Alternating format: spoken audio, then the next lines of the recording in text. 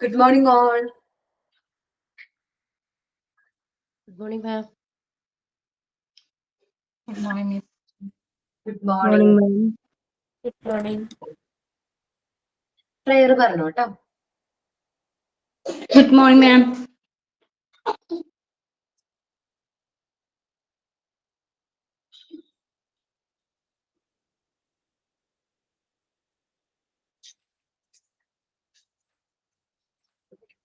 Good morning, prayer പറഞ്ഞോ.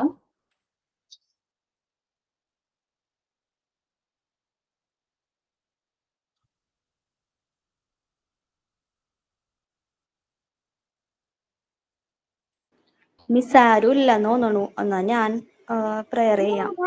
Miss. Okay. പറഞ്ഞോ. എങ്ങുമെങ്ങും നിറയും വെളിച്ചമേ, എൻ കരളിൽ കുടിയിരിക്കണമേ, എന്റെ പാദമിടറാതിരിക്കുവാൻ എന്നും എന്നിൽ കൃപ ചൊരിയണമേ. പൂവിലൂറുന്ന പുഞ്ചിരി നീയല്ലോ, പുസ്തക പരിജ്ഞാനവും നീയല്ലോ, പുല്ലുമാടവും പൂമണിമേടയും തുല്യമായി തൊഴും ശക്തിയും നീയല്ലോ.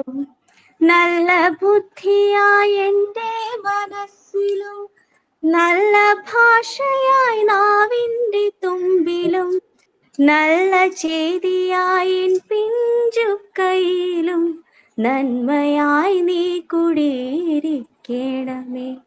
Thank you.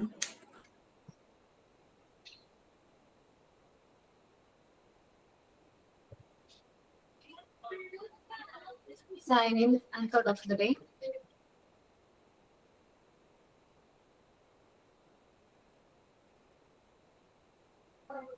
അപർണ മിസ്സിനും good morning miss. Good morning to all. Aparna മിസ്സിനും എൻ്റെ എല്ലാ ഫ്രണ്ട്സിനും നമ്മുടെ ഇന്നത്തെ ക്ലാസ്സിലേക്ക് ഞാൻ സ്വാഗതം ചെയ്യുന്നു.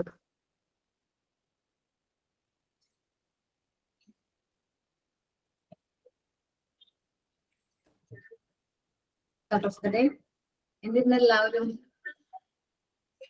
ഭയങ്കരമായിട്ട് മടി പിടിച്ചിരിക്കുന്ന പോലെ ക്ലൈമറ്റിൽ വേണം.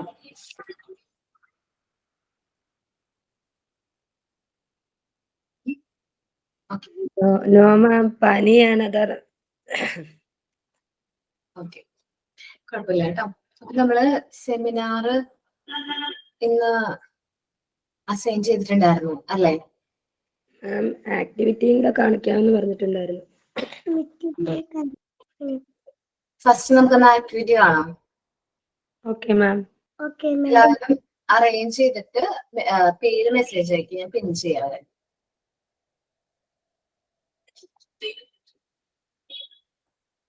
ആക്ടിവിറ്റി ചെയ്തവര് പേര് മെസ്സേജ് ആയിട്ട് അയക്കട്ടെ. അനു ആണ് ആദ്യം അയച്ചിരിക്കുന്നത്.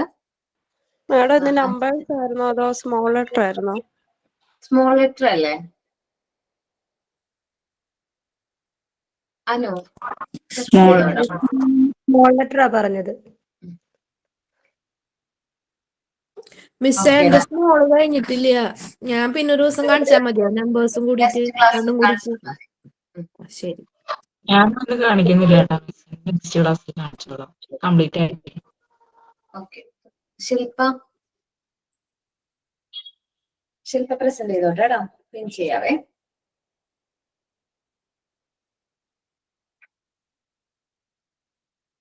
ശില്പ ബാക്ക് ക്യാമറ ആണോ? ഓക്കെ ഓക്കെ, കാണാടാ. ഓക്കെ, വരച്ചിട്ടാണ് cut ചെയ്തേടാ.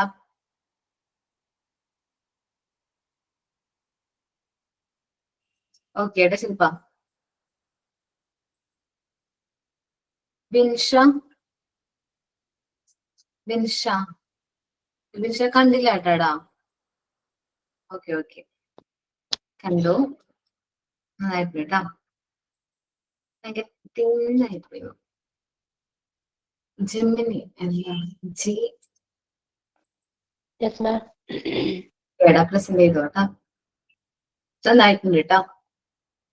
Thank you, ma'am. Aneesha yes ma'am. Okay present ചെയ്തു കേട്ടോ. ഓക്കെ, നന്നായിട്ടുണ്ട് കേട്ടോ. മിസ്സേ, ഞാൻ കഴിഞ്ഞ ആഴ്ച ക്യാപിറ്റലിൽ വെച്ചിട്ടുണ്ടായിരുന്നു, പേര് എഴുതിയിട്ടില്ലായിരുന്നു എന്റെ. ക്യാപിറ്റല് വിളിച്ചില്ല. വെച്ചിട്ടുണ്ടായിരുന്നു, സബ്മിറ്റ് ചെയ്തായിരുന്നു കഴിഞ്ഞ വെള്ളിയാഴ്ച. ഓക്കെ. ആ, താങ്ക് യു മിസ്. ഓക്കേടാ. ട്രിനിറ്റി. ഞാൻ ഞാനെ കാണിക്കുന്നത് അനിയന്റെ വൈഫാണ് അവള്. അവളിവിടെ ഇല്ല. പറഞ്ഞോടാ. കാണുന്നുണ്ടോ ഞാൻ? അത് capital letter, small letter, numbers. Numbers. ഓക്കേടാ. ശില്പ, പറഞ്ഞെങ്കിൽ ക്ലിയർ ആയിട്ടാ. റിനി ആരാണ്? റിനി അനിയന്റെ വൈഫാണ് മാം. ഞങ്ങള് രണ്ടുപേരും ഒരുമിച്ച് ജോയിൻ ചെയ്തേ? ഒരുമിച്ചായിരുന്നു. ആളിവിടെ ഇല്ല, അപ്പൊ ഞാൻ സബ്മിറ്റ് ചെയ്ത. ഞങ്ങള് ഞാൻ ഏട്ടന്റെ വൈഫ്, ആളെ അനിയന്റെ, അങ്ങനെ. മോള്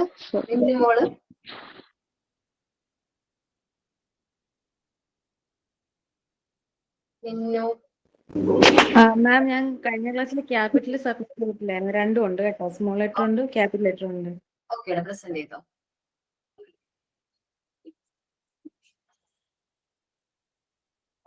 ഓക്കെ, സ്മോൾ ലെറ്റർ നന്നായിട്ടുണ്ട്, capital ലെറ്ററും.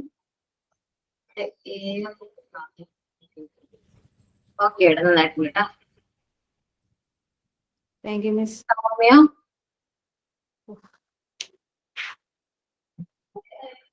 Soumya.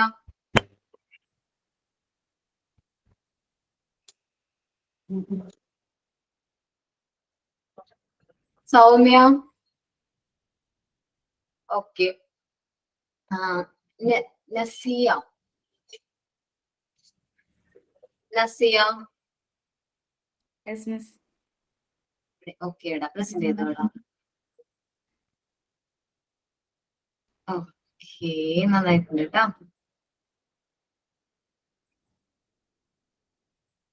Thank you ma'am.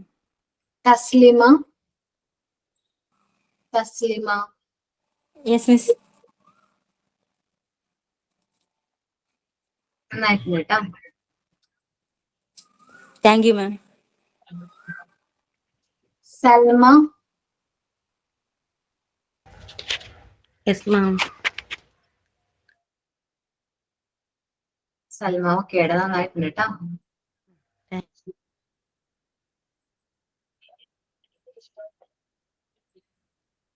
Ranjini.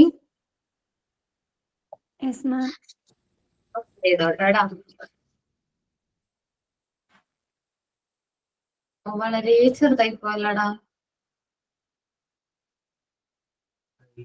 Okay. Tina. Yes ma'am.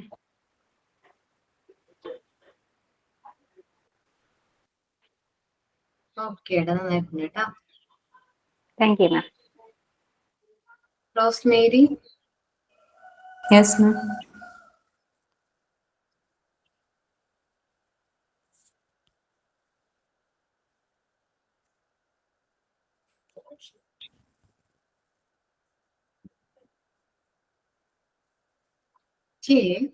ഓക്കേടാ.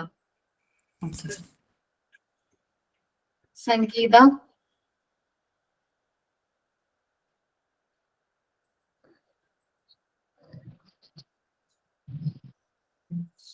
ഓക്കേടാ, നന്നായിട്ടുണ്ട് കേട്ടോ. Thank you miss. ജൂബി.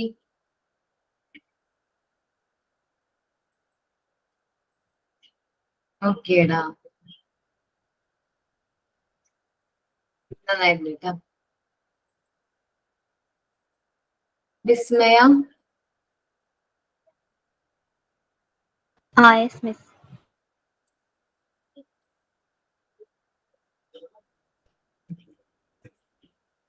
ഓക്കേടാ, നന്നായിട്ടുണ്ട് കേട്ടോ.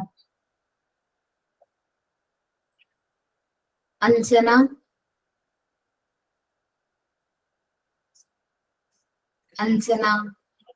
ഓക്കേടാ.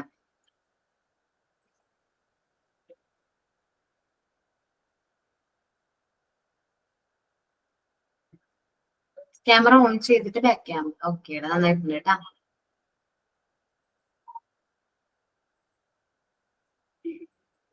കവിത,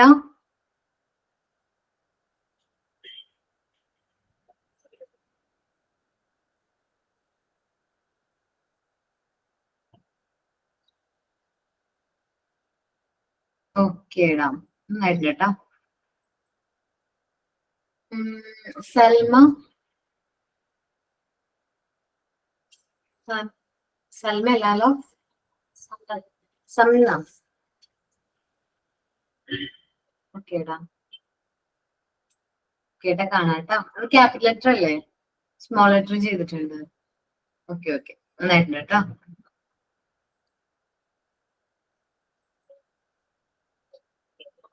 അപ്പൊ എല്ലാവരും പ്രസന്റ് ചെയ്തല്ലോ sand paper letters and number letters, small letter and capital letter. ഇനി മാം ഹലോ ഹലോ പറഞ്ഞോ. മാം എൻ്റെ പേര് സൗമ്യ എന്നാണ്. ഞാനത് സെറ്റ് ചെയ്തിട്ടില്ല.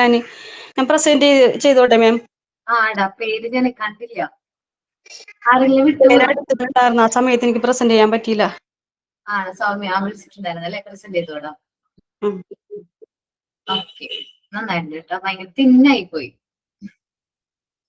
അതിന് പാട കട്ട് ചെയ്യാൻ, വരച്ചിട്ട് കട്ട് ചെയ്യുമ്പോ കുഴപ്പമുണ്ടാവില്ല കേട്ടോ. വേറെ ആരെങ്കിലും മിസ് ആയിട്ടുണ്ടോ? ഇല്ലല്ലോ. ഇനി നമ്മള് സാൻഡ് പേപ്പർ നമ്പേഴ്സ് ആണല്ലോ നെക്സ്റ്റ് ക്ലാസ്സിൽ പ്രസന്റ് ചെയ്യേണ്ടത്. സാൻഡ് പേപ്പർ നമ്പേഴ്സ് നെക്സ്റ്റ് ക്ലാസ്സിൽ പ്രസന്റ് ചെയ്യണം. അതിനൊപ്പം നമുക്ക് 2 ചാർട്ടുകൾ ചെയ്യാനുണ്ട്.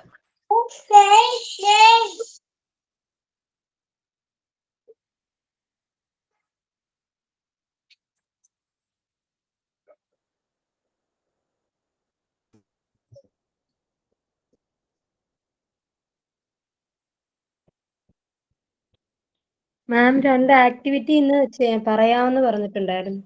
അതാണ് ഞാൻ പറയാൻ പോകുന്നത് കേട്ടോ. ഓക്കെ, ബാക്കിയുള്ളവർ നെക്സ്റ്റ് ക്ലാസ്സിൽ പ്രസന്റ് ചെയ്താൽ മതി. നോക്ക് കേട്ടോ. നോക്കി, ഈ ഒരു ഇമേജ് ഉണ്ടാവും. ഇതെന്താണ്? ആൽഫബറ്റ് ചാർട്ട് ആണ്. നിങ്ങൾ വലിയൊരു ചാർട്ട് എടുത്തിട്ട് ആൽഫബറ്റ് ചാർട്ട് പ്രിപ്പയർ ചെയ്യണം. ആൽഫബറ്റ് ചാർട്ടിൽ എന്തെല്ലാം കാര്യങ്ങൾ വേണമെന്ന് വെച്ചിട്ടുണ്ടെങ്കിൽ എന്തൊക്കെയാണ്?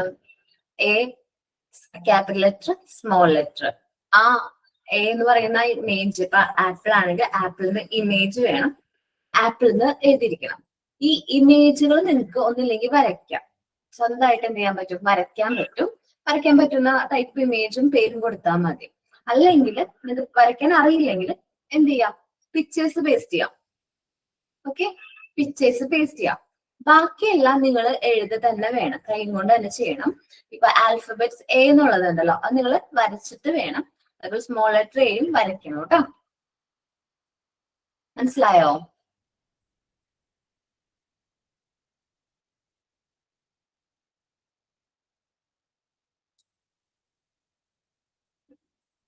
മാം ചാർട്ടിലാണോ വരയ്ക്കേണ്ടത്?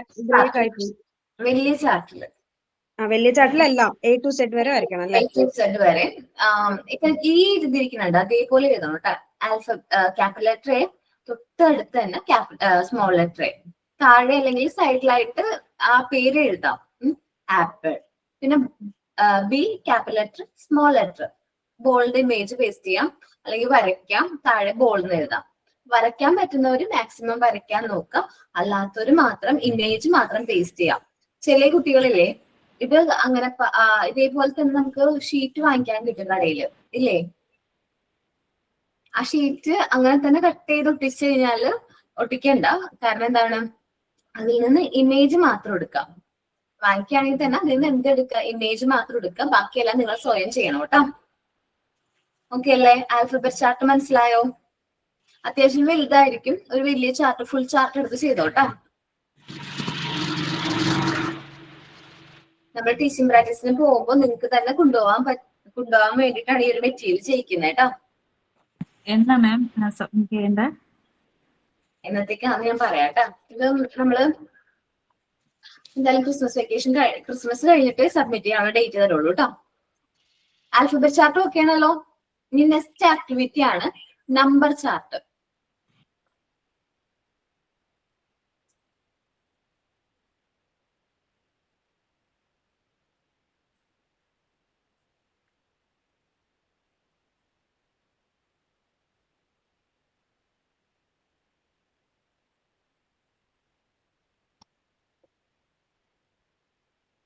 ഓക്കെ, ഇതാണ് നമ്പർ ചാർട്ട്. 1 മുതൽ 10 വരെയുള്ള ഇതാണ് നമ്പർ ചാർട്ട്. നമ്പർ എഴുതണം. ONE1 ആണെങ്കിൽ ONE1 ഒരു ആപ്പിള്.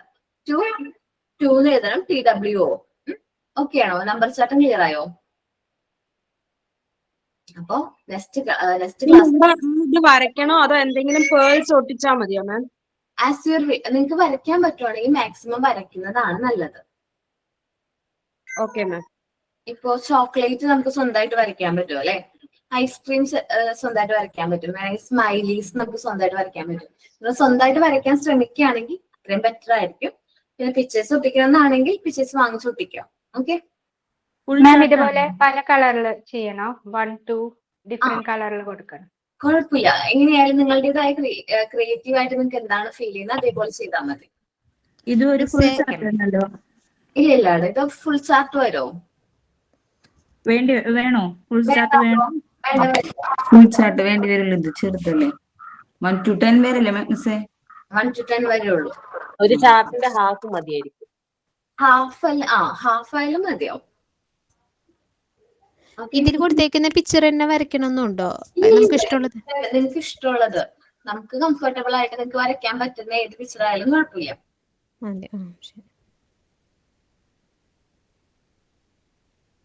കണ്ടോ, ഡിഫറെന്റ് പിക്ചേഴ്സ് വരുന്നുണ്ട്. നമുക്ക് ഏതാണ് കംഫർട്ടബിൾ അതനുസരിച്ച് ഇപ്പൊ വരയ്ക്കാൻ ശ്രമിക്കുകയാണെങ്കിൽ വരയ്ക്കാൻ പറ്റുന്ന രീതിയിലുള്ള നോക്കിയിട്ട് ചെയ്യണം കേട്ടോ.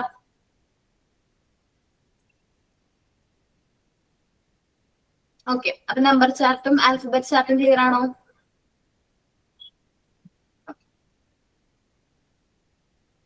അപ്പോ അത് കംപ്ലീറ്റ് ചെയ്യാം കേട്ടോ. ഡേറ്റ് ഞാൻ പറയാം.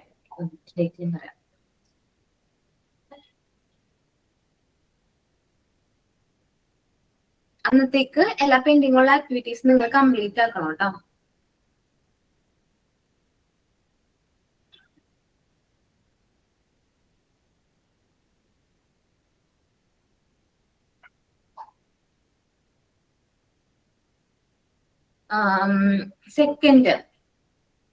ജാനുവരി 2 അല്ല, January 2 week. Okay, January 2 week. January 2 അല്ലേ നമ്പർ? അതെ, ആണ് sand paper numbers. Sand paper numbers അത്രയും കൂടുതലില്ലാലോ. അപ്പൊ നിങ്ങൾക്ക് ഈ രണ്ടും കൂടി അന്ന് തന്നെ സബ്മിറ്റ് ചെയ്യാം കേട്ടോ. ജാനുവരി 2 ഉള്ളിൽ സബ്മിറ്റ് ചെയ്യാലോ. ഓക്കെ അല്ലേ?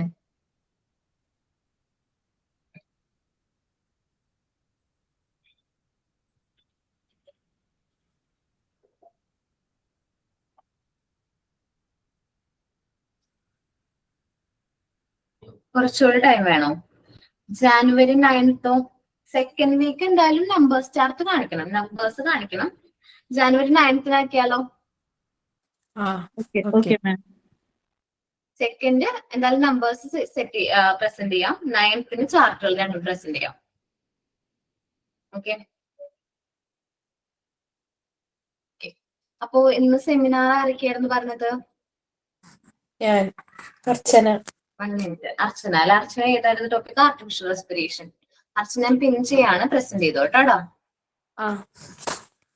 Good morning to all. ഞാൻ എടുക്കാൻ പോകുന്ന ക്ലാസ് ആർട്ടിഫിഷ്യൽ റെസ്പിറേഷൻ ആണ്.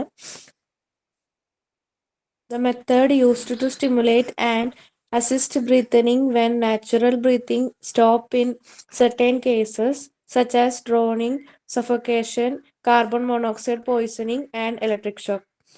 സ്വാഭാവിക ശ്വസനം പാടെ നിലയ്ക്കുകയോ ഗുരുതര തടസ്സം നേരിടുകയോ ചെയ്യുന്ന വേളകളിൽ ശ്വസനം തുടരാൻ കൈക്കൊള്ളുന്ന വൈദ്യസഹായ ഉപാധിയാണ് കൃത്രിമ ശ്വസനം.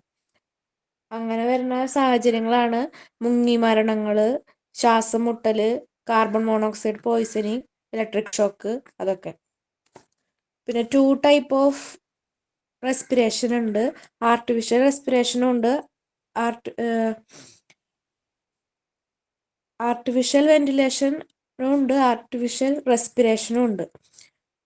2 ടൈപ്പ് ആർട്ടിഫിഷ്യൽ റെസ്പിറേഷൻ ഉണ്ട്. മാനുവലായിട്ടും നമുക്ക് ചെയ്യാൻ പറ്റും, മെക്കാനിക്കലായിട്ടും ചെയ്യാൻ പറ്റും. അനസ്തേഷ്യ മയക്കത്തിലുള്ള ശസ്ത്രക്രിയ വേളകളിലും കോമയിൽ കഴിയുന്ന രോഗികൾക്കും ഈ സഹായം ആവശ്യമായി വരുന്നു.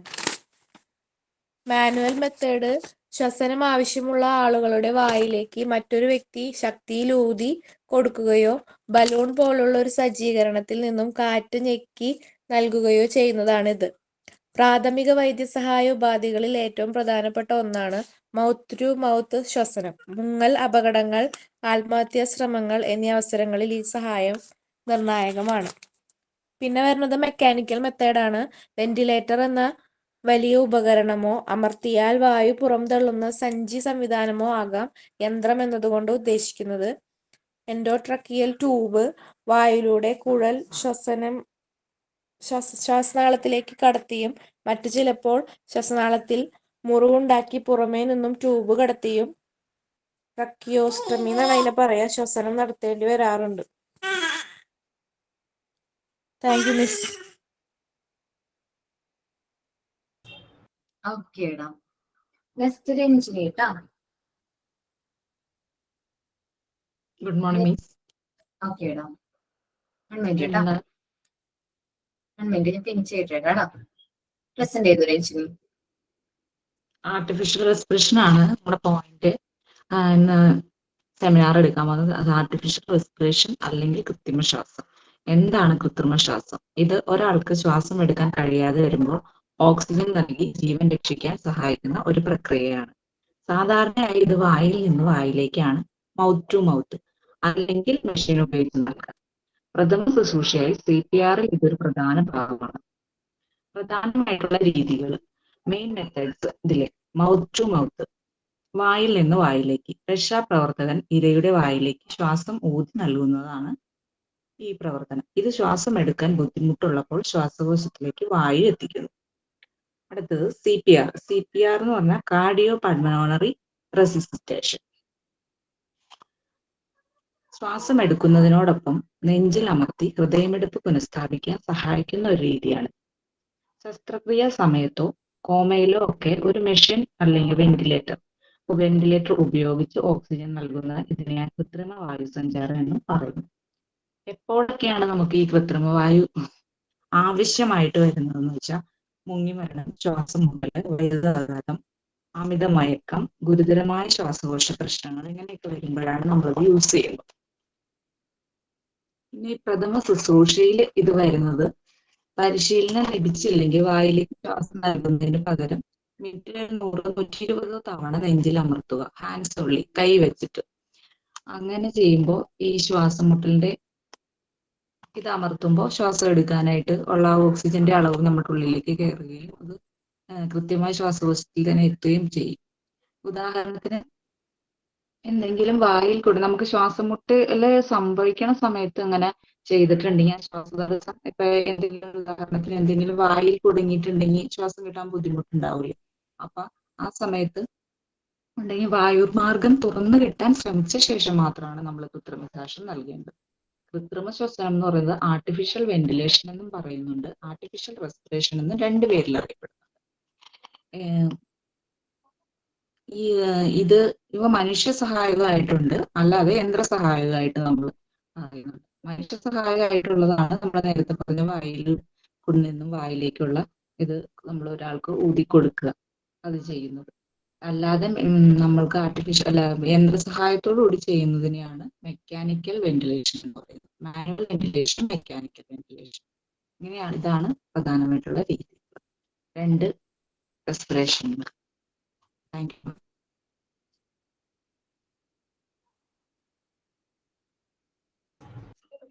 നെക്സ്റ്റ് CPR ആയിരുന്നു റോസ്മേരിയും പിന്നെ ആരായിരുന്നു?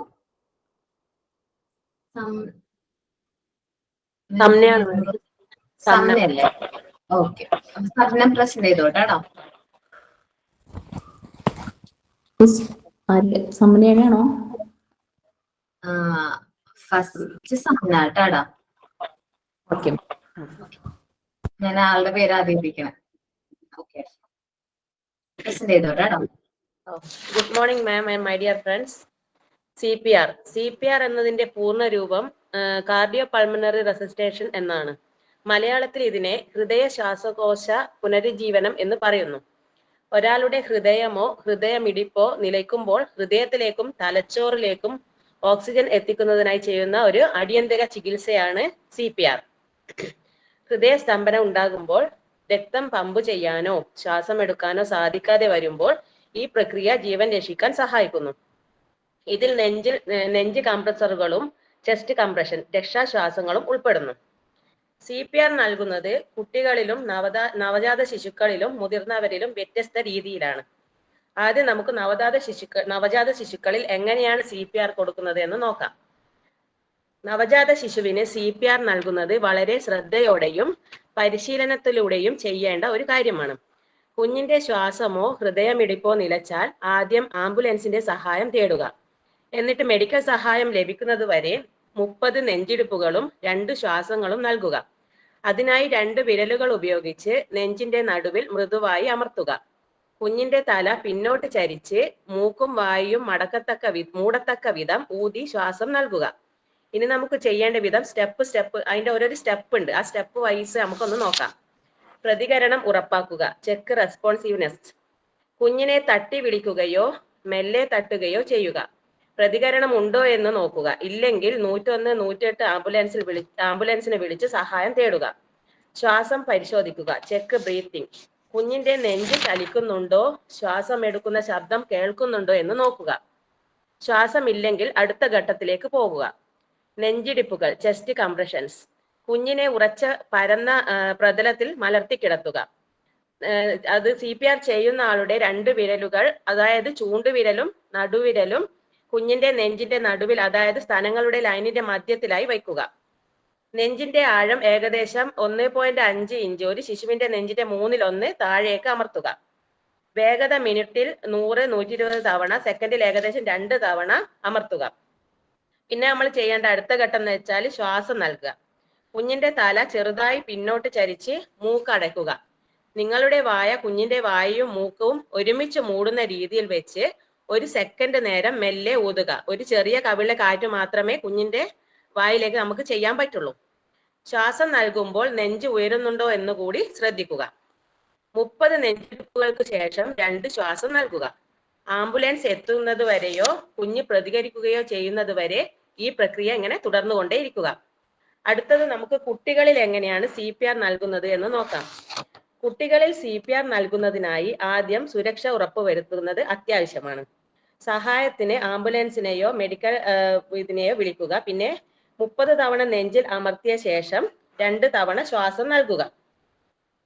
നെഞ്ചിൽ അമർത്തുമ്പോൾ കൈമുട്ടുകൾ നിവർത്തി ശ്വാസം നൽകുമ്പോൾ തല പിന്നോട്ട് ചരിച്ച് മൂക്കടച്ച് വായ ഉപയോഗിച്ച് ശ്വാസം നൽകണം. ഓരോ 2 മിനിറ്റിലും ഇത് ആവർത്തിച്ച് മെഡിക്കൽ സഹായം വരുന്നത് വരെ ആവർത്തിക്കുക. കുട്ടിക്കായുള്ള CPR നൽകുന്നതിന്റെ നടപടിക്രമം നോക്കാം. സുരക്ഷ ഉറപ്പാക്കുക, ചുറ്റും അപകടങ്ങളില്ലെന്ന് ഉറപ്പാക്കുക. സഹായത്തിന് 108 കുട്ടി പ്രതികരിക്കുന്നില്ലെങ്കിൽ ഉടൻ തന്നെ 108 ആംബുലൻസ് വിളിക്കുക. ശ്വാസം ഉണ്ടോ എന്ന് നോക്കുക, നെഞ്ച് ഉയരുന്നുണ്ടോ എന്ന് കൂടി ശ്രദ്ധിക്കണം.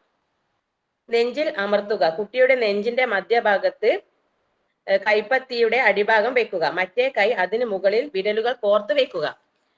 കൈമുട്ടുകൾ നിവർത്തി പിടിച്ച് നെഞ്ച് 2 ഇഞ്ച് താഴേക്ക് ഏകദേശം 5 സെന്റിമീറ്റർ വരെ അമർത്തുക. 1 മിനിറ്റിൽ 100, 120 തവണ എന്ന നിരക്കിൽ 30 തവണ അമർത്തണം. അതുപോലെ തന്നെ കുട്ടിക്ക് ശ്വാസം നൽകുക.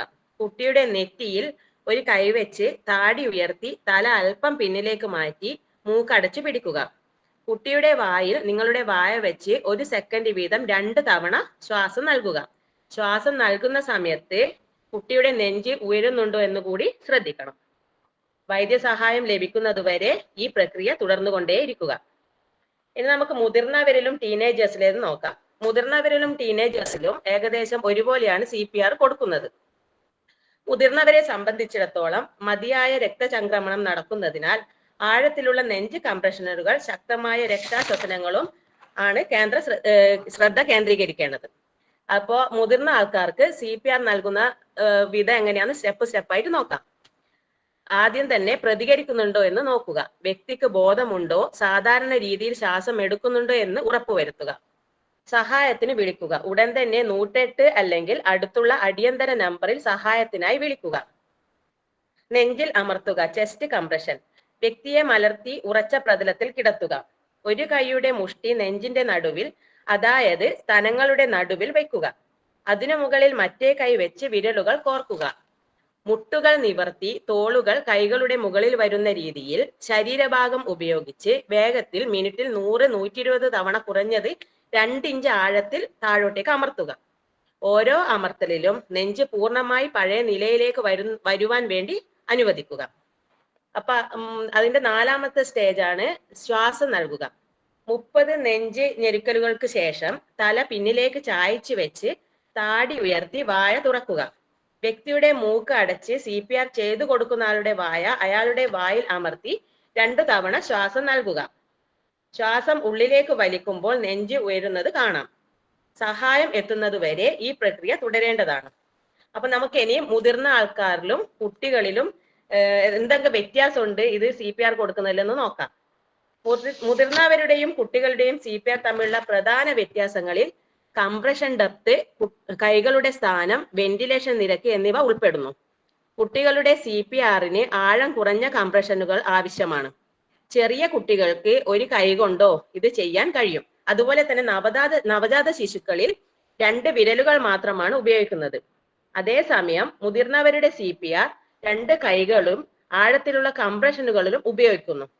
കുട്ടികളിലും ശിശുക്കളിലും CPR നടത്തുമ്പോൾ പരിക്കുകൾ ഒഴിവാക്കുവാൻ സമീപനവും കൂടുതൽ സൗമ്യവും സൂക്ഷ്മവുമായിരിക്കണം. ശിശുക്കളിൽ കൂടുതൽ ശ്രദ്ധയോടെ ചെയ്യണം, കാരണം അവരുടെ എല്ലുകളും അവരുടെ ശ്വാസനാളവും വളരെ സെൻസിറ്റീവാണ്. നമ്മൾ ശ്രദ്ധിക്കേണ്ട ഒരു പ്രധാന കാര്യമാണ് CPR നൽകുന്നതിന് പരിശീലനം ആവശ്യമാണ് എന്നത്. പരിശീലനം നേടിയാൽ മാത്രമേ നമുക്ക് അടിയന്തര ഘട്ടങ്ങളിൽ അത് പ്രയോഗിക്കുവാൻ പറ്റുകയുള്ളൂ. പരിശീലനം ഇല്ലാതെ CPR ചെയ്താൽ വ്യക്തിയുടെ അവസ്ഥ കൂടുതൽ മോശമാകുന്നതിന് കാരണമാകുന്നു. CPR പരിശീലനം നേടുന്നത് വളരെ പ്രാധാന്യമുള്ള ഒരു കാര്യമാണ്. അടുത്തുള്ള ഹോസ്പിറ്റലിൽ നിന്നോ റെഡ് ക്രോസിൽ നിന്നോ നമുക്ക് CPR പരിശീലനം നേടാൻ കഴിയും. പരിശീലനം നേടിയാൽ നമ്മളെ കൊണ്ട് ഒരു ജീവൻ രക്ഷിക്കാൻ സാധിച്ചാൽ നമ്മൾ നമ്മുടെ ജീവിതത്തിൽ ചെയ്യുന്ന ഒരു മഹത്തായ കാര്യമായി അത് മാറും. Thank you miss. നന്നായിരുന്നു കേട്ടോ. Thank U. Okay, Rosemary.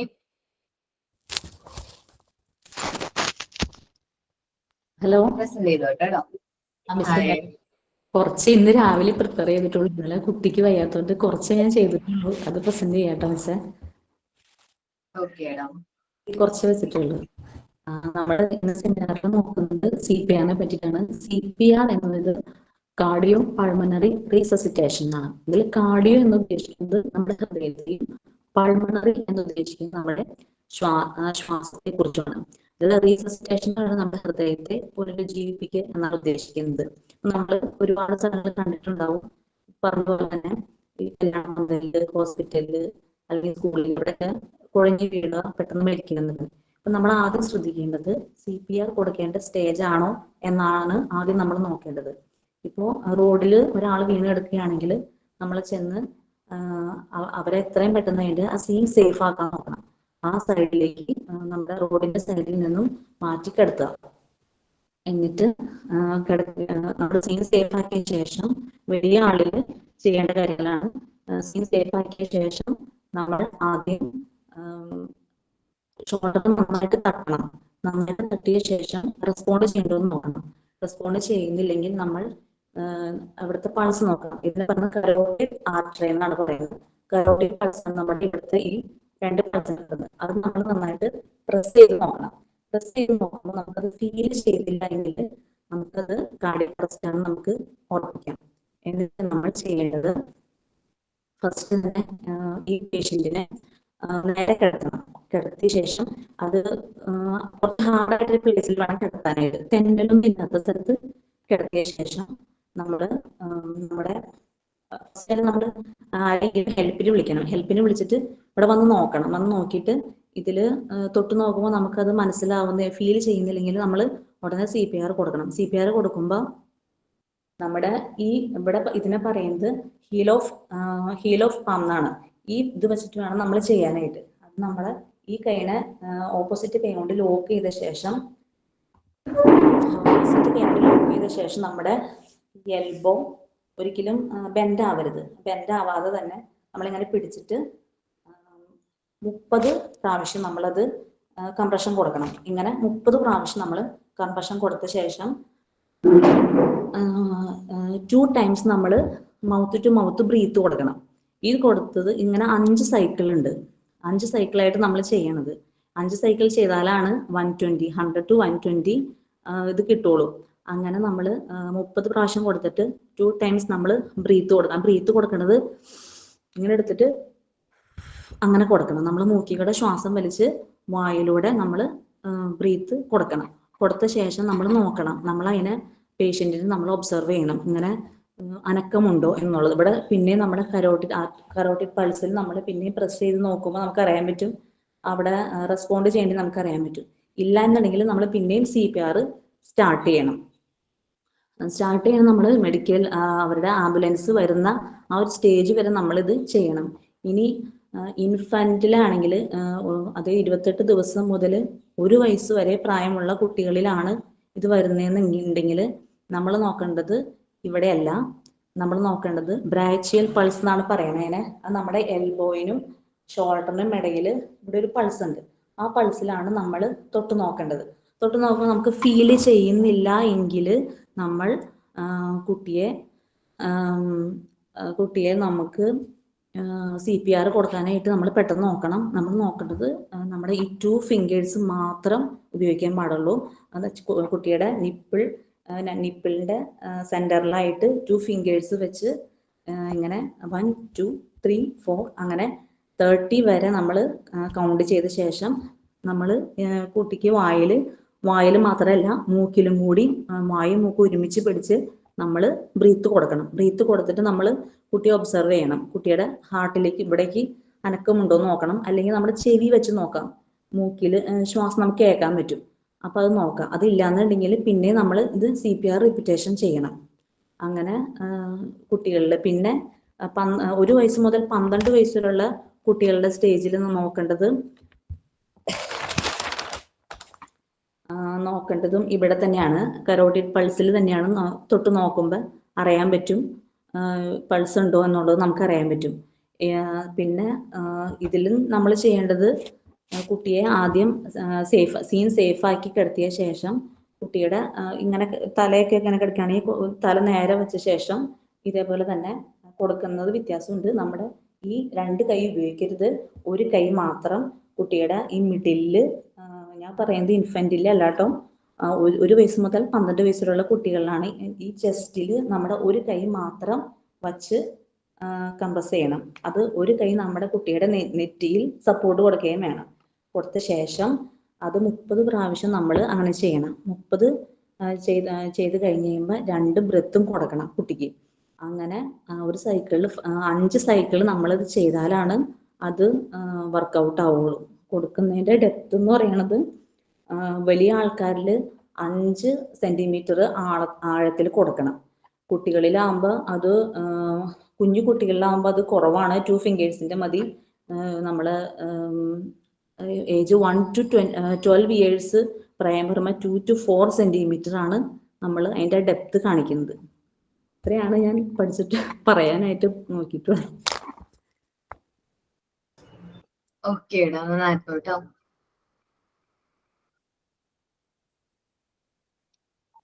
നമുക്ക് പോർഷനിലേക്ക് തിരിച്ചു വരാം കേട്ടോ. CPR ആർട്ടിഫിഷ്യൽ റെസ്പിറേഷനും എന്താന്ന് മനസ്സിലായോ? ഓക്കെ, നമ്മൾ ലാസ്റ്റ് ക്ലാസ്സിൽ ഏത് വരെയാണ് ഡിവൈഡ് ചെയ്തത്? സ്നേക്ക് ബൈറ്റിംഗ് പറഞ്ഞു അല്ലെ? ഡ്രോണിങ് റീഡ് ചെയ്തു നമ്മളെ ടെസ്റ്റിലത്തെ? ഇല്ല മിസ്, റീഡ് ചെയ്തില്ല. ഒരാൾ റീഡ് ചെയ്തോട്ടെ. അത് അങ്ങനെ ഒരാളൊന്ന് റീഡ് ചെയ്തോ, എക്സ്പ്ലെയിൻ ചെയ്തോ അത്? ഒന്ന് റീഡ് ചെയ്തോ കേട്ടോ. ഞാൻ റീഡ് ചെയ്യാം. Drowning. In such cases, the following steps are to be taken. The drowned person's face should be downward and feet should be up. His waist should be pressed with both hands. The person should be dried up with a warm towel or hot water bottle. Hot water should be given. Wet clothes should be removed and they should be loose. Okay, ഇത് പറയുന്നത് നമ്മളിപ്പോ drone ചെയ്ത വിക്ടിമിനെ അരയിലേക്ക് എടുക്കുമ്പോൾ ആൾക്ക് conscious ആണ്, വേറെ പ്രശ്നമൊന്നും ഇല്ലെങ്കിലാണ് ഈ ഒരു കേസ് ഇവിടെ പറയുന്നത്.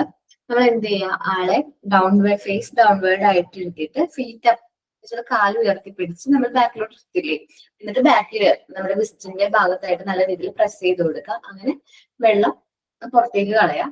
അതേപോലെ തന്നെ ഇവര് വെള്ളത്തിലേക്ക് ഉള്ളിലേക്ക് പോയിട്ടുണ്ട് അല്ലെ, അപ്പൊ അവർ ഫുള്ളായിട്ട് എന്ത് ചെയ്തിട്ടുണ്ടാവും, നനഞ്ഞിട്ടുണ്ടാവും. മേ ബി ഷിവറിങ്ങും കാര്യങ്ങളൊക്കെ വരാനുള്ള ചാൻസ് ഉണ്ട്. സോ നമ്മള് ഡ്രസ്സ് കുറച്ച് എന്ത് ചെയ്യാം, വെറ്റ് ആയിട്ടുള്ള ഡ്രസ്സായിരിക്കും. സോ നമ്മൾ വാമായിട്ടുള്ള ക്ലോത്തോ അല്ലെങ്കിൽ ടവലോ കൊടുക്കുക, കുറച്ച് ഹോട്ട് വാട്ടർ ബോട്ടിൽ പിടിക്കാൻ കൊടുക്കുക അല്ലെങ്കിൽ ഹോട്ട് വാട്ടർ കുടിക്കാൻ കൊടുക്കുകയൊക്കെ ചെയ്യുന്നത് നല്ലതായിരിക്കും.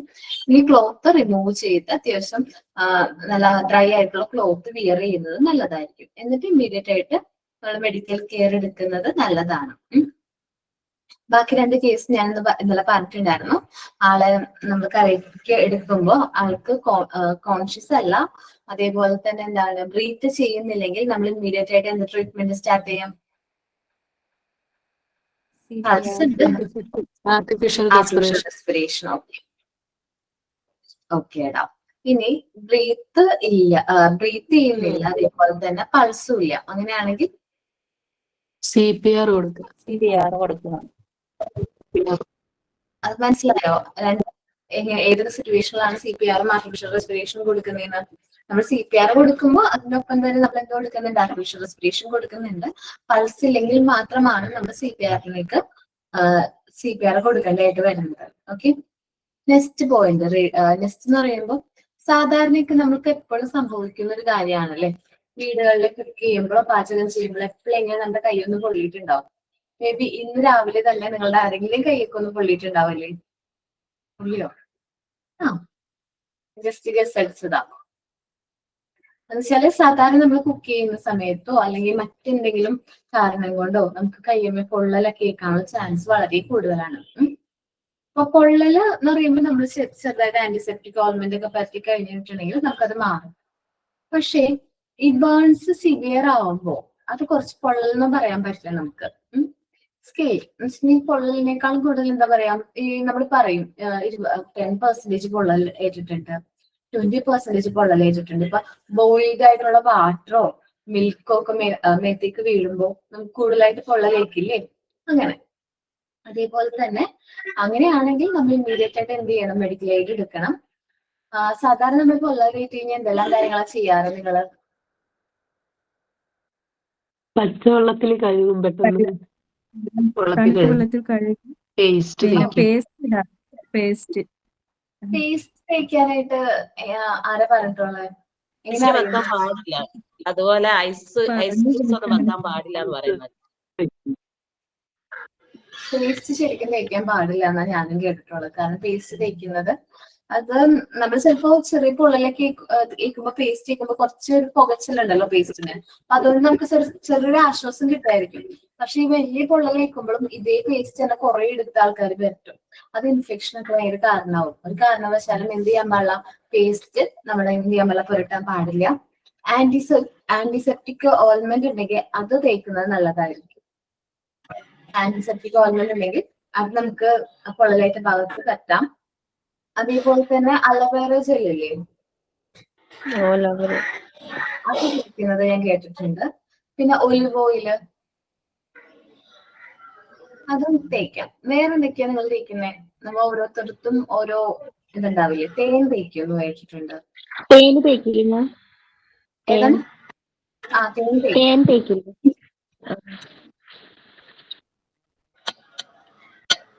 അപ്പൊ ചെറിയ പൊള്ളലാണെങ്കിലാണ് കേട്ടോ. വലിയ പൊള്ളലാണെങ്കിൽ ജസ്റ്റ് നമ്മളത് ക്ലീൻ വെള്ളം ഒഴിച്ച് നമ്മൾ എന്ത് ചെയ്യാം, ബേൺ ചെയ്ത പ്ലേസിൽ ക്ലീൻ ആയിട്ടുള്ള വാട്ടർ അപ്ലൈ ചെയ്തതിനു ശേഷം ഇമ്മീഡിയറ്റ് ആയിട്ട് ഹോസ്പിറ്റലിലേക്ക് കൊണ്ടുവരാണ് ചെയ്യേണ്ടത്. അതേപോലെ തന്നെ പൊള്ളൽ കൂടുതലാണെങ്കിൽ നമ്മൾ ധരിച്ചിരിക്കുന്ന വസ്ത്രം പോളിസ്റ്റർ ആണ് വിചാരിക്കും, ആ വസ്ത്രം വലിച്ചെടുക്കാനൊന്നും ശ്രമിക്കരുത് കേട്ടോ. കേട്ടോ? കാരണം ചിലപ്പോൾ പൊള്ളൽ സീരിയസ് ആണെങ്കിൽ ആ വസ്ത്രത്തിനോടൊപ്പം നമ്മുടെ സ്കിന്നും കൂടി വരാനുള്ള ചാൻസ് ഉണ്ട് ഇല്ലേ? ആർക്കെങ്കിലും പൊള്ളലേറ്റിട്ടുണ്ടോ അത്യാവശ്യം? എന്നുവെച്ചാൽ വലിയ പൊള്ളലെങ്ങാനും? എനിക്ക് വെച്ചിട്ടുണ്ട്. ആണോ? തള്ളവിരലുമേ ചൂടുവെള്ളം കുടിക്കാൻ തിളപ്പിക്കായിരുന്നു അടുപ്പത്ത്. നല്ല നന്നായിട്ട് പൊള്ളിരിക്കായിരുന്നു.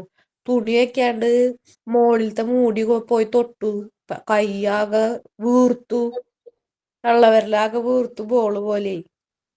എന്നിട്ട് അപ്പൊ തന്നെ ആശുപത്രി കൊണ്ടുപോയി.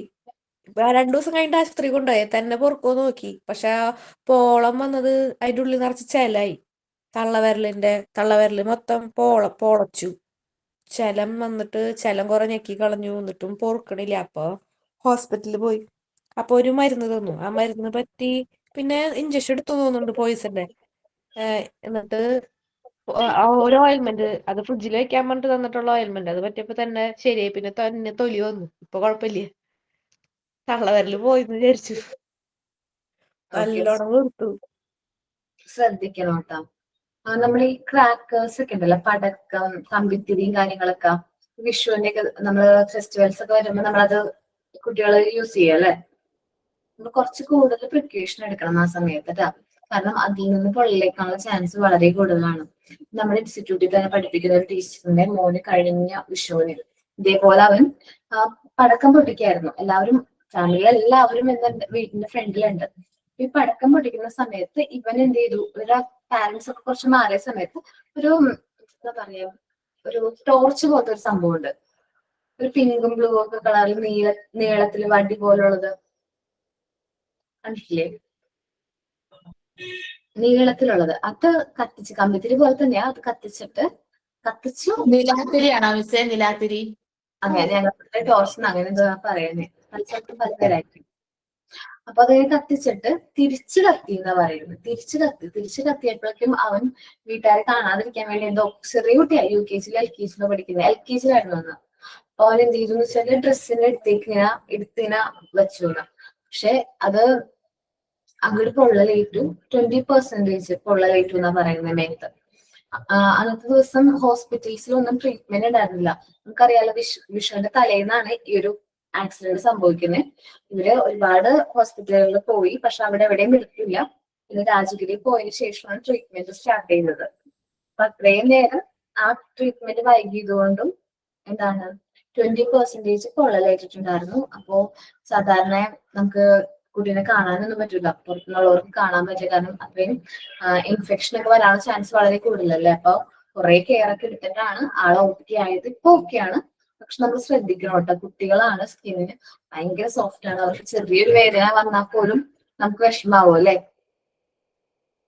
അപ്പൊ അവർക്ക് ഇങ്ങനെ പൊള്ളലൊക്കെ ഏറ്റു എന്ന് പറയുമ്പോൾ നമുക്ക് ഒട്ടും താങ്ങാൻ പറ്റില്ല. അപ്പൊ നമ്മൾ അവരുടെ കാര്യത്തിൽ കുറച്ച് പ്രിക്കോഷൻ എടുക്കണം, കുറച്ച് ശ്രദ്ധ വേണം കേട്ടല്ലോ. അപ്പൊ നമ്മൾ ഇങ്ങനത്തെ ക്രാക്കേഴ്സ് ഒക്കെ വാങ്ങിച്ചു കൊടുക്കുകയാണെങ്കിൽ തന്നെ അത്യാവശ്യം നമ്മൾ കെയർ കൊടുക്കണം. എന്റെ വീട്ടില് അച്ഛൻ ഇങ്ങനെ കമ്പിത്തിരി ഒന്നും എനിക്ക് ചെറുപ്പത്തിൽ വാങ്ങിച്ചില്ലായിരുന്നു, ഞാനൊക്കെ കുഞ്ഞായിരുന്ന സമയത്ത്. അപ്പൊ വലുതായതിനു ശേഷം ഞാനൊക്കെ കമ്പിത്തിരി വാങ്ങിച്ച് യൂസ് ചെയ്ത് തുടങ്ങിയത്. അപ്പൊ ഈ ഇടയ്ക്ക് അതേ വിഷുവിന്, കഴിഞ്ഞ ലാസ്റ്റ് വിഷുവിന് ഞാൻ ഇങ്ങനെ വാങ്ങിച്ച് കുട്ടികൾക്ക് കൊടുക്കാൻ പോയപ്പോ അച്ഛൻ പറഞ്ഞു അങ്ങനെ കൊടുക്കാൻ പറ്റില്ല എന്ന് പറഞ്ഞിട്ട് അച്ഛൻ പോയിട്ട് വാഴ ഉണ്ടല്ലോ, വാഴയില, ആ ഒരു ഇങ്ങനെ ഒരു കഷ്ണമുണ്ട് വാഴയുടെ ഇലയിൽ വരുന്ന ഒരു തണ്ട് പോലത്തെ സംഭവം, അത് കട്ട് ചെയ്തിട്ട് അതുമ്മ കുത്തി കൊടുത്തു. ഇതുമ്മ കുത്തിയിട്ട് ഇങ്ങനെ പിടിച്ച് കാണിച്ചോളാൻ പറഞ്ഞു. അപ്പൊ ഞാൻ അച്ഛനെ കളിയാക്കിയിട്ടാ, അച്ഛൻ ഇതെന്താണ് ഇങ്ങനെ, പിള്ളേരൊക്കെ ഒന്ന് ചെയ്യട്ടെ എന്നൊക്കെ പറഞ്ഞു. പിറ്റേ ദിവസം ഞാൻ അറിഞ്ഞത് ഈ ഒരു ഇൻസിഡന്റ് ആണ്, ഇങ്ങനെ സംഭവിച്ചു എന്നാണ്. അപ്പൊ എനിക്ക് തോന്നി അച്ഛന് അത്യാവശ്യം കുറച്ചും കൂടി എന്തുണ്ട്, കുറച്ചുകൂടി നോളജ് ഉണ്ട്. അതുകൊണ്ടാണ് അച്ഛൻ അങ്ങനെ ചെയ്തത്, കാരണം ഒന്നും വരാതിരിക്കാൻ വേണ്ടിയിട്ട്. അപ്പൊ നിങ്ങളായാലും ശ്രദ്ധിക്കുക. കുറച്ച് ദൂരത്തേക്ക് നിർത്തിയിട്ട് വേണം കാര്യങ്ങൾ കാണിച്ചു കൊടുക്കുക. ചെറിയ പിള്ളേർക്ക് തീരെ കൊടുക്കണ്ട കേട്ടല്ലോ. അവരെന്താ ചെയ്യണമെന്ന് പറയാൻ പറ്റില്ല, പൊള്ളലേക്കാനുള്ള ചാൻസ് വളരെ കൂടുതലാണ്. അപ്പൊ ശ്രദ്ധിക്കുക കേട്ടാ. ആരാണ് ബേൺസ് വായിക്കുന്നത്?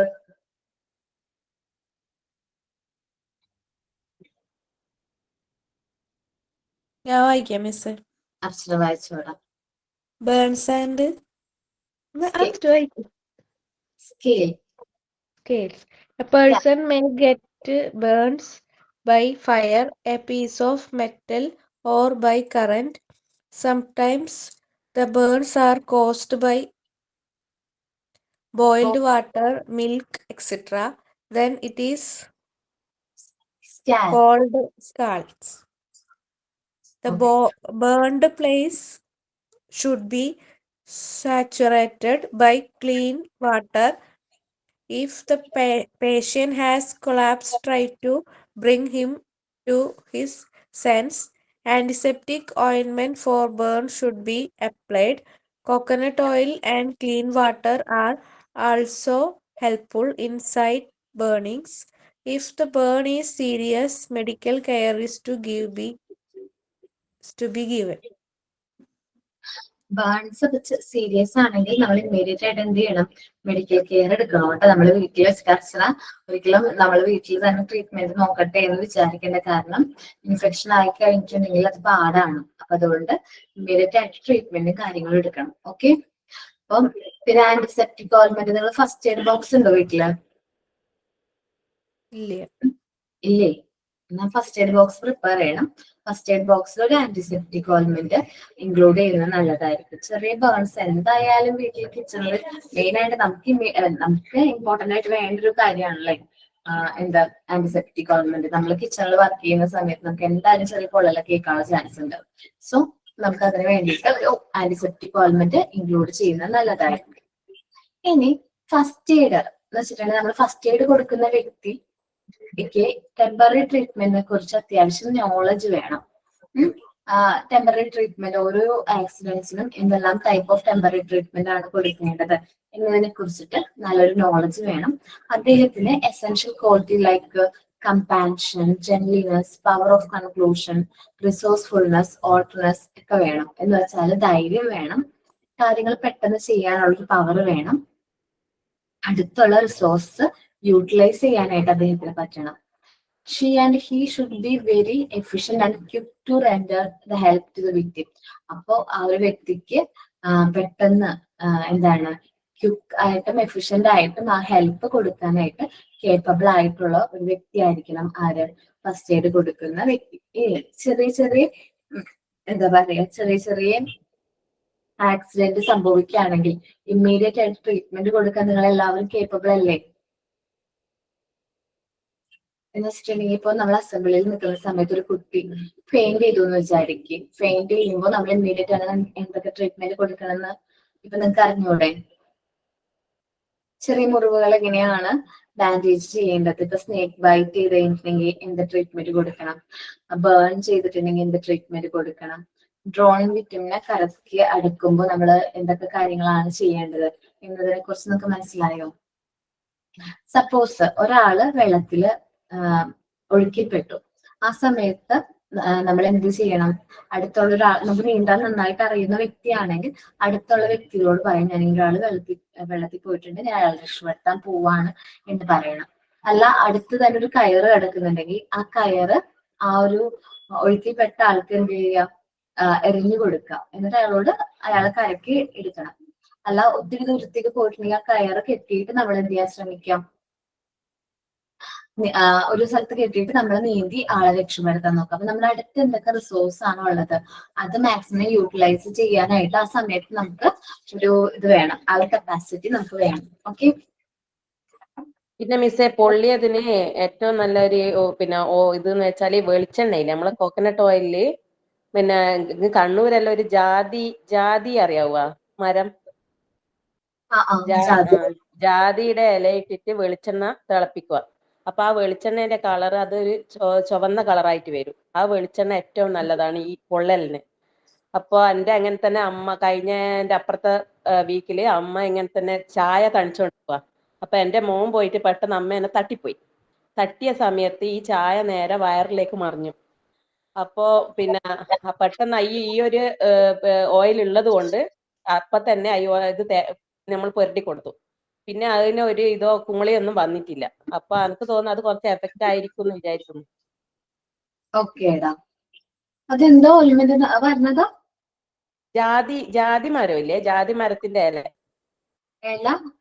ഇല വെളിച്ചെണ്ണയിൽ ഇട്ടിട്ട് തിളപ്പിക്കും. അപ്പൊ അതൊരു റെഡ് കളറായിട്ട് വരും. ഓക്കേടാ, ചെയ്ത് നോക്കാട്ടെ. കാരണം നമ്മളുടെയൊക്കെ പരിസരത്ത് എന്തായാലും ജാതി ഉണ്ടാവുമല്ലോ. ആ പോയിന്റ് ഒന്ന് വായിക്കാവോ?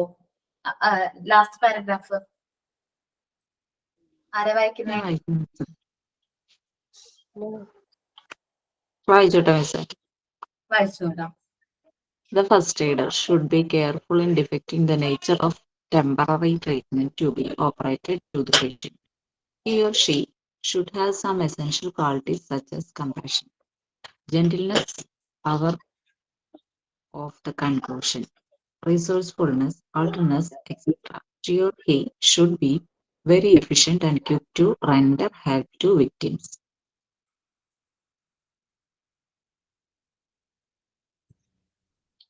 ഓക്കെ, അപ്പോ നിങ്ങക്ക് കോമൺ ചൈൽഡ് ഡിസീസിന്റെ മോക്ക് ടെസ്റ്റ് ഉണ്ടില്ലേ? ആ എന്നെയാണ് ആടാ. അതെ, ഞാൻ ABCD ചെയ്ത് വെച്ചിട്ടുണ്ട്. ഫസ്റ്റ് എനിക്ക് കയറാൻ പറ്റിയില്ല, സ്മോൾ ലെറ്റർ കാണിക്കാൻ.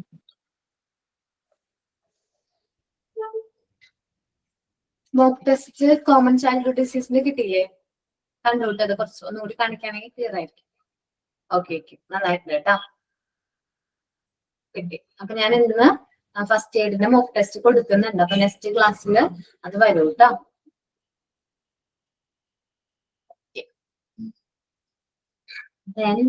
എന്താണ് അപ്പോ ഈ ഒരു ചാപ്റ്റർ നന്നായിട്ട് റീഡ് ചെയ്യുക, എന്നിട്ട് മോക്ക് ടെസ്റ്റ് അറ്റൻഡ് ചെയ്യുക കേട്ടോ. അപ്പോ വെക്കേഷൻ കഴിഞ്ഞിട്ട് ക്രിസ്മസ് കഴിഞ്ഞിട്ട് കാണാം. നമുക്ക് ക്രിസ്മസ് വെക്കേഷൻ ഉണ്ടാവും. Okay, happy Christmas. മാം നമുക്ക് മോക്ക് ടെസ്റ്റ് ഇപ്പം 1-2 തവണ കൂടുതൽ ചെയ്യാനായിട്ട് പറ്റുമോ? ചെയ്യാൻ പറ്റുമല്ലോ. മിസ്റ്റേക്ക് പറ്റി ഫെയിൽ ആയിട്ടുണ്ടെങ്കിൽ ഒരെണ്ണം പോയിട്ടുണ്ടെങ്കിൽ വീണ്ടും നമുക്ക് ചെയ്ത് നോക്കാം കേട്ടോ. എത്ര ടൈംസ് വേണമെങ്കിലും ചെയ്യാം. ഓക്കെ, അപ്പൊ ഒരു റിവിഷൻ പോലെ ക്രിസ്മസിന് വെക്കേഷൻ ഉണ്ടാവോ? അല്ല, മൺഡേയും കൂടി ക്ലാസ് ഉണ്ടാവായിരിക്കും. മൺഡേ മേ ബി നിങ്ങൾക്ക് ഇൻഫർമേഷൻ വരും കേട്ടോ. Happy Christmas all. Happy Christmas. Happy Christmas ma'am. Happy Christmas in advance, ma'am. Thank you all. Sign out ആരാ പറയുന്നേ?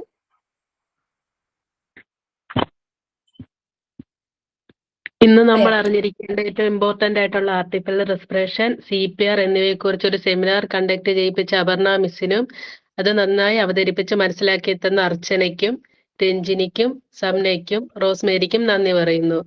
ഇന്ന് തന്നിരുന്ന ആക്ടിവിറ്റി വളരെ നന്നായി പ്രിപ്പയർ ചെയ്ത് പ്രസന്റ് ചെയ്ത കൂട്ടുകാർക്കും ക്ലാസ് പ്രസന്റ് ആയിട്ടുള്ള എല്ലാ കുട്ടികൾക്കും മിസ്സിനും പ്രത്യേകം നന്ദി പറയുന്നു. Thank you miss. Thank you, miss. Thank you all. Thank you all. Thank you.